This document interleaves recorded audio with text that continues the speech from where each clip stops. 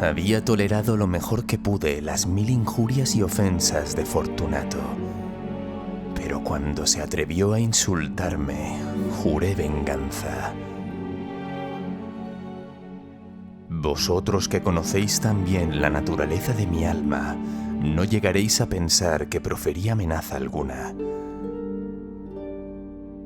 A la larga me vengaría, eso lo tenía decidido, y lo haría sin correr riesgo alguno. No solo debía castigar, sino castigar con impunidad. Una ofensa no queda resuelta si la represalia alcanza a su vengador o si el culpable no la reconoce como tal. Es preciso entender bien que ni de palabra ni de obra había dado a Fortunato motivo alguno para dudar de mi buena voluntad. Continué como de costumbre sonriendo en su presencia, y él era incapaz de advertir que mi sonrisa nacía ahora de la idea de arrebatarle la vida. Aquel Fortunato tenía un punto débil, aunque en otros aspectos era un hombre digno de toda consideración y de ser temido. Se enorgullecía siempre de ser un entendido en vinos. Pocos italianos tienen el verdadero talento de los catadores. En la mayoría, su fingido entusiasmo se adapta con frecuencia a lo que el tiempo y la ocasión requieren, con objeto de dedicarse a engañar a los millonarios ingleses y austríacos. En pintura y en piedras preciosas, Fortunato, como todos sus compatriotas, era un verdadero charlatán. Pero en cuanto a vinos añejos, era sincero. Con respecto a eso, yo no difería extraordinariamente de él. También yo era muy experto en lo que se refiere a vinos italianos, y siempre que se me presentaba una ocasión compraba gran cantidad de estos. Una tarde, casi al anochecer, en plena locura del carnaval, encontré a mi amigo. Me acogió con excesiva cordialidad, porque había bebido mucho. Estaba disfrazado de payaso, llevaba un traje muy ceñido, un vestido con listas de colores y coronaba su cabeza con un sombrerillo cónico adornado con cascabeles. Me alegré tanto de verle que creí no haber estrechado jamás su mano como en aquel momento. ¡Hombre, querido Fortunato! ¡Pero qué encuentro tan afortunado! ¡Y qué buen aspecto tiene usted hoy! Sí. Mire, el caso es que he recibido un barril de algo que llaman amontillado y tengo mis dudas. ¿Cómo? ¿Amontillado? ¿Un barril? Imposible.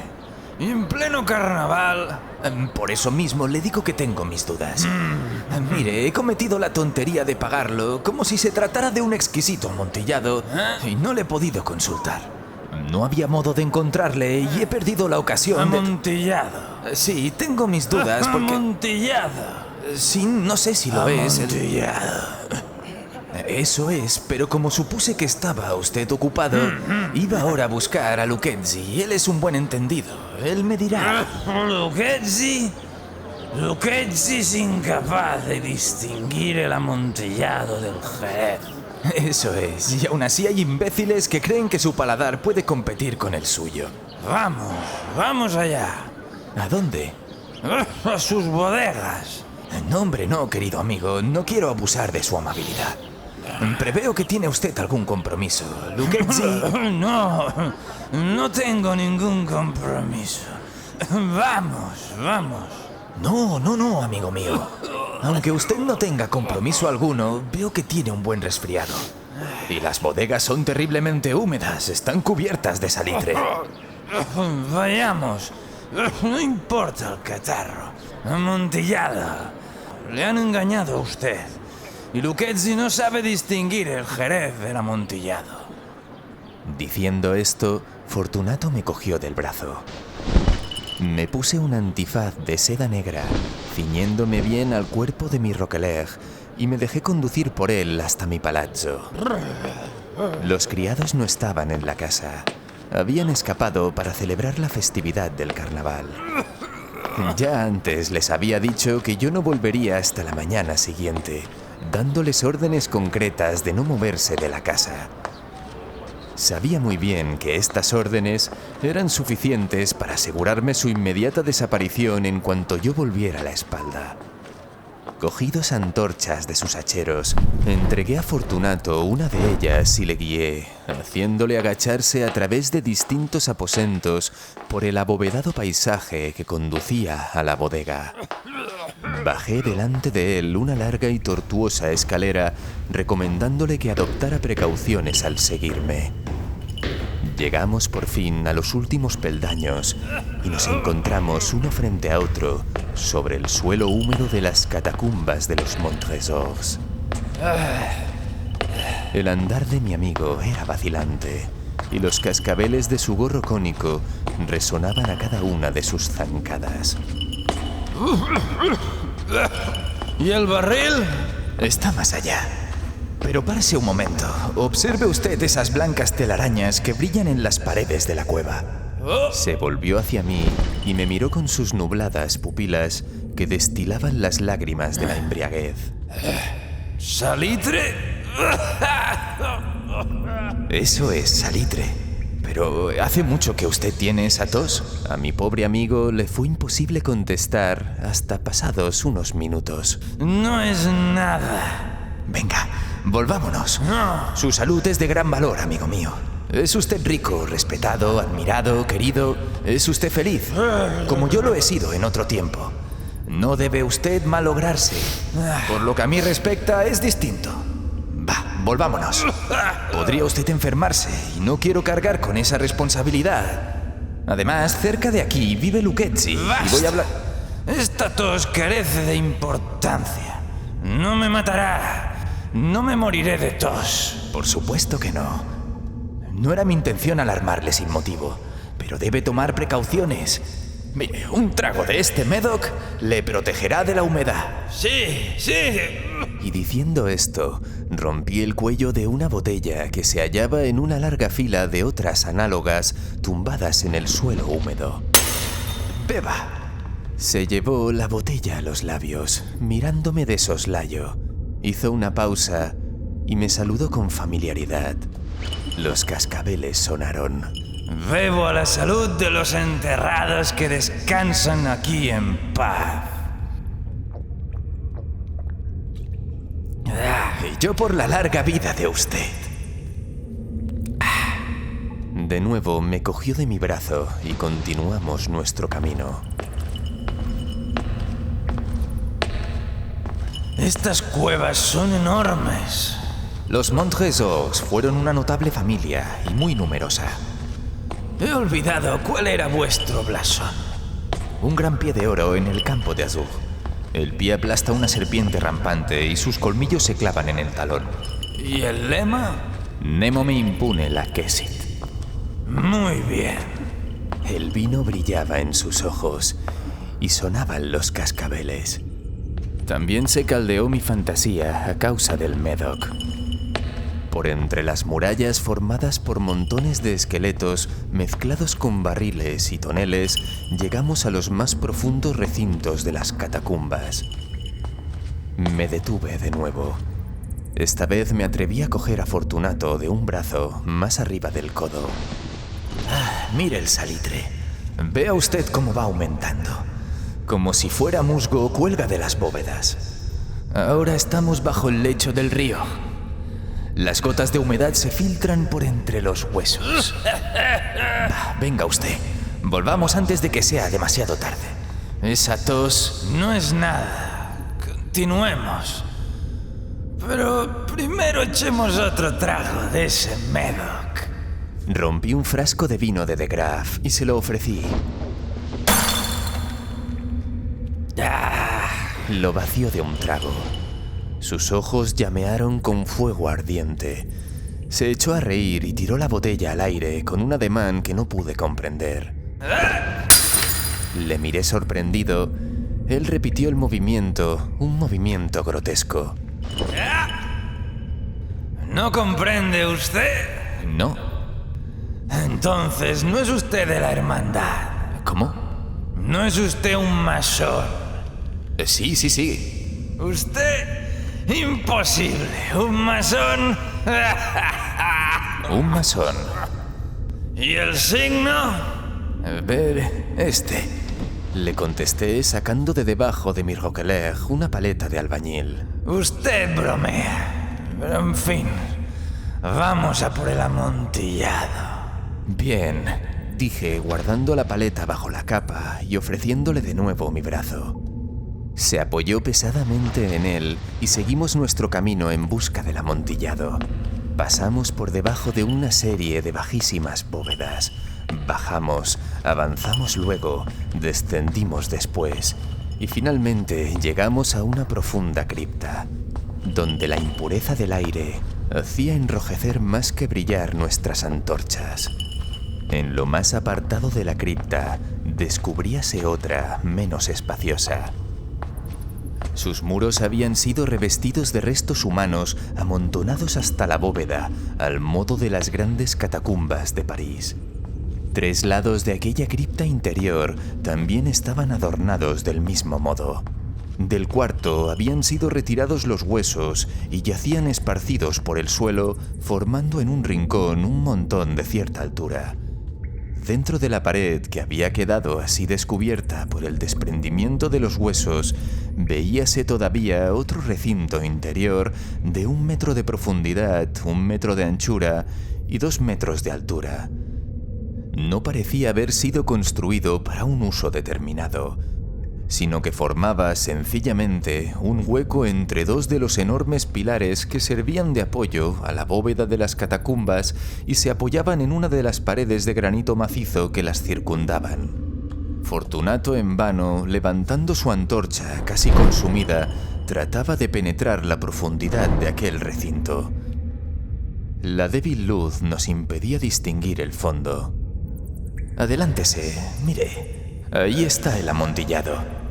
Si estuviera aquí Lucchesi... Lucchesi es un ignorante. Interrumpió mi amigo, avanzando con inseguro paso y seguido inmediatamente por mí. En un momento llegó al fondo del nicho y al hallar interrumpido su paso por la roca, se detuvo atónito y perplejo. Un momento después, había yo conseguido encadenarlo al granito. Había en su superficie 2 argollas de hierro, separadas horizontalmente una de otra por 1 metro. De uno de estos colgaba una corta cadena, del otro un candado. Rodear su cintura con los eslabones para sujetarlo fue cuestión de pocos segundos. Estaba demasiado aturdido para ofrecerme resistencia.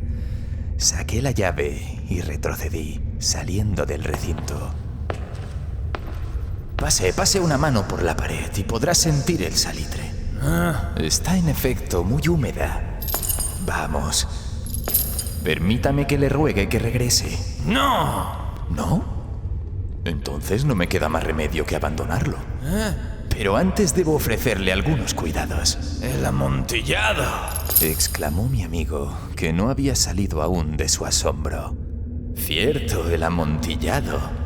Y diciendo estas palabras, me atareé en aquel montón de huesos a que antes he aludido.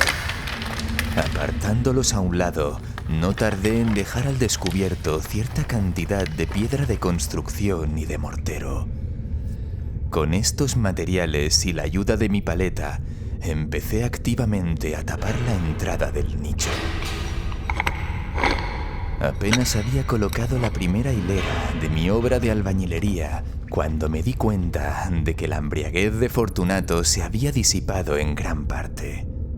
El primer indicio que tuve fue un gemido apagado que salió de la profundidad del nicho. Ya no era el grito de un hombre embriagado. Se produjo luego un largo y obstinado silencio.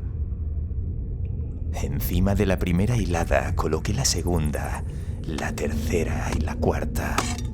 Y entonces oí las furiosas sacudidas de la cadena. El ruido se prolongó unos minutos, durante los cuales, para deleitarme con él, interrumpí mi tarea y me senté en cuclillas sobre los huesos.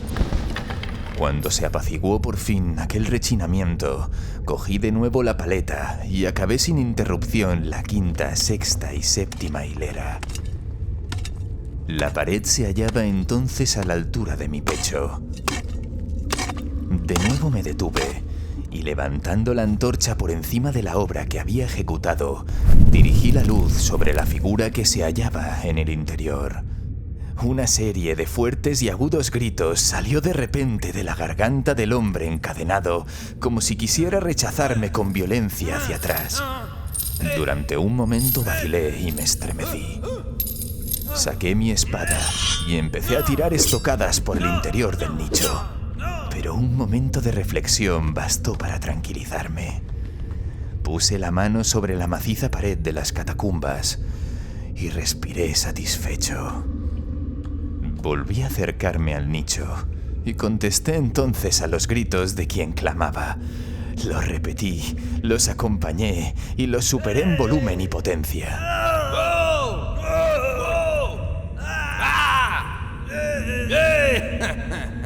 Así lo hice y el clamor enmudeció. Ya era medianoche y mi tarea ya llegaba a su término. Había dado fin a la 8ª, 9ª y 10ª hilera. Había terminado casi la totalidad de la 11ª y quedaba tan solo una piedra que colocar y revocar. Tuve que esforzarme para levantarla y la coloqué parcialmente en el lugar que le estaba destinado. Pero entonces salió del nicho una risa ahogada que me puso los pelos de punta. Se emitía con una voz tan triste que con dificultad la identifiqué con la del noble Fortunato. Buena broma, amigo, buena broma. Lo que nos reiremos luego en el palazzo. A propósito de nuestro vino. El amontillado. Sí, el amontillado. Pero no se nos hace tarde. No estarán esperándonos en el palazzo mi esposa y los demás. Vámonos, vámonos. Sí, vámonos ya. Por el amor de Dios, Montresor. Sí, por el amor de Dios. Pero a estas palabras aguardé en vano una respuesta. Me impacienté y llamé en voz alta. ¡Fortunato! ¡Fortunato! No hubo respuesta y volví a llamar. ¿Fortunato? Tampoco me contestó. Introduje una antorcha por el orificio que quedaba y la dejé caer en su interior. Me contestó solo un cascabeleo. Sentía una presión en el corazón, sin duda causada por la humedad de las catacumbas. Me apresuré a terminar mi trabajo. Con muchos esfuerzos, coloqué en su sitio la última piedra y la cubrí con argamasa. Y volví a levantar la antigua muralla de huesos contra la nueva pared. Durante medio siglo, ningún mortal los ha perturbado.